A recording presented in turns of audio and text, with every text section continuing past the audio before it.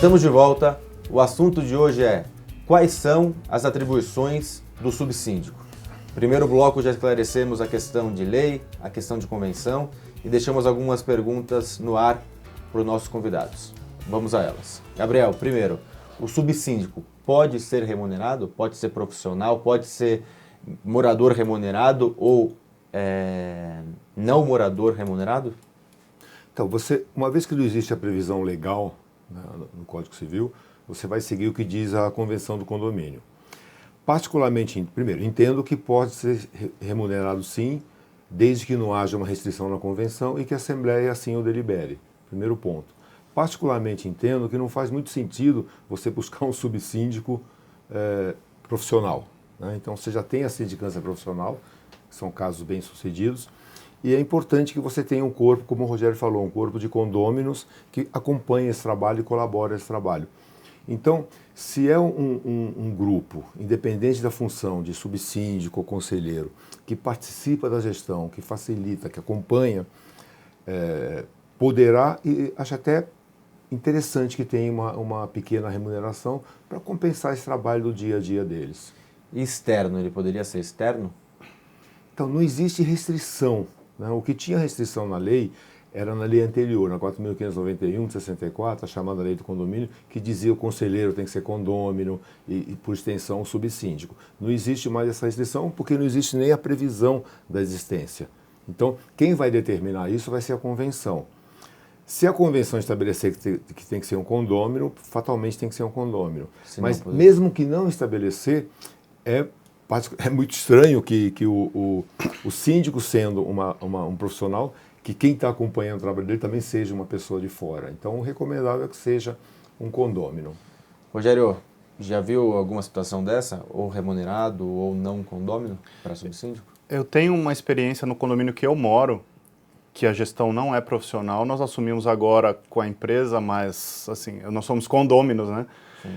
E na gestão anterior e nas outras anteriores também, havia uma divisão de isenção de cotas entre o síndico e o subsíndico, porque o trabalho é árduo, né? De síndico, tem uma série de demandas, então, para dividir os trabalhos, dividia-se também a isenção de cota, ficava 50% para cada. Nunca tive a experiência de ter um subsíndico profissional. Como o seu Gabriel falou, não faz muito sentido misturar isso.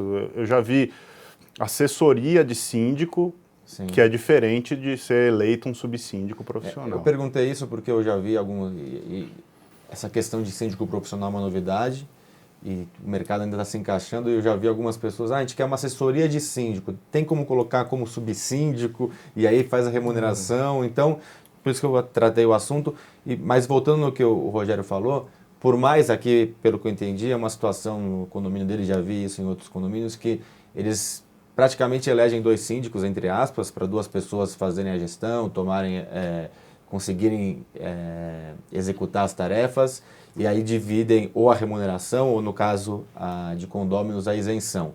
Mas lembrando que o síndico só é um oficialmente, não é isso? Então, isso está muito claro. Por mais que na prática ali funcione os dois, mas na teoria, né? Então, na verdade, o que acontece é o seguinte, artigo 1348, compete ao síndico representar ativamente e passivamente o condomínio. E tem que ser uma pessoa só, um CPF. É uma pessoa só, não é nem empresa. Quando ele tem uma empresa, é o CPF dele que está gravado.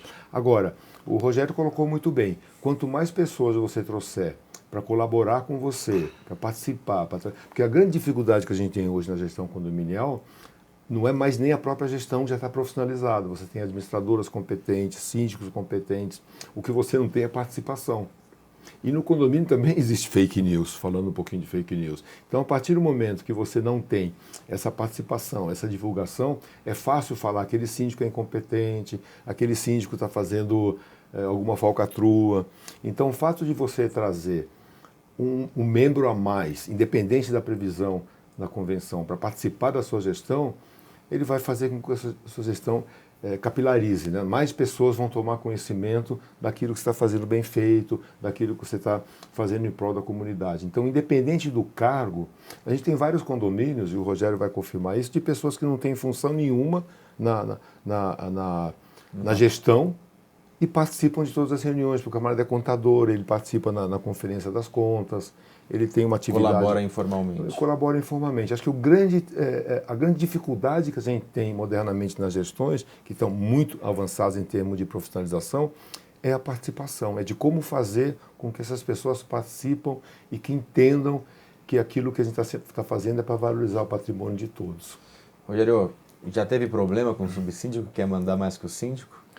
Isso acontece às vezes, porque as pessoas em geral, os profissionais não, mas os síndicos voluntários, eles não conseguem entender muito bem essa divisão e a lei, né? Eles nem buscam esse conhecimento para saber que o subsíndico só serve para determinadas especificidades previstas na convenção. E não é que ele está ali para obrigatoriamente ser oposição ao síndico ou para tomar decisões em lugar do síndico. Então ocorre diversas vezes do subsíndico virar oposição ao síndico porque o síndico tem que botar ele no lugar, assim, né?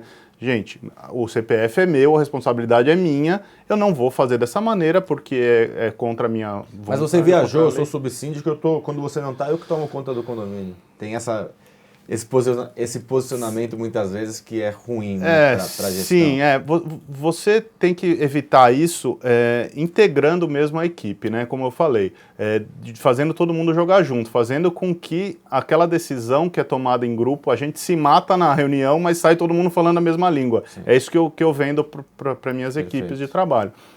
Quando a pessoa está disposta a criar problema, aí não importa se ela é subsíndico ou... Nem cargo ele tem. Nem cargo ele tem, mas assim, sendo subsíndico, existe aquela pretensão de poder um pouco mais e na lei isso não existe.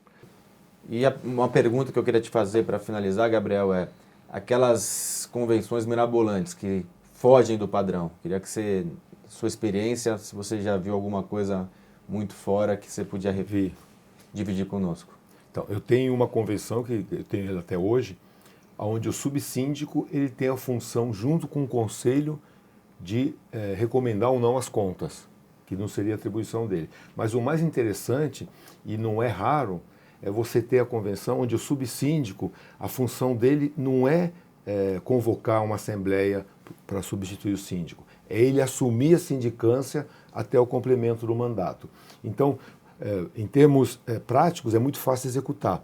O que depois dificulta a gente regularizar isso no banco, de regularizar isso na Receita Federal. Então, muitas vezes a gente não consegue atender o que está na convenção, porque os órgãos competentes não aceitam isso. Que precisaria de uma eleição. Eu preciso de uma eleição, eu preciso do síndico. O subsíndico não é representante do condomínio, como muito bem o Rogério colocou. Então, essas coisas que surgem no dia a dia que a gente vai ter que ajustar para que atender a legislação e os órgãos que exigem da gente. Perfeito. Antes dos agradecimentos e considerações finais, vou chamar um quadro que é o Aplicando Advertência. E a advertência hoje vai para você, síndico, que quer tomar todas as decisões sozinho, que quer abraçar o mundo. Você tem um corpo diretivo, um subsíndico, então use a experiência deles e a participação deles. Mais chances de sucesso você terá. Gabriel, para finalizar, algum recado final? Ricardo, reforçar o que nós dissemos aqui, né? Condomínio é viver em conjunto. Então, quanto mais a gente puder participar e quanto mais a gente puder trazer a participação de todos, as decisões serão muito mais simples e muito mais efetivas.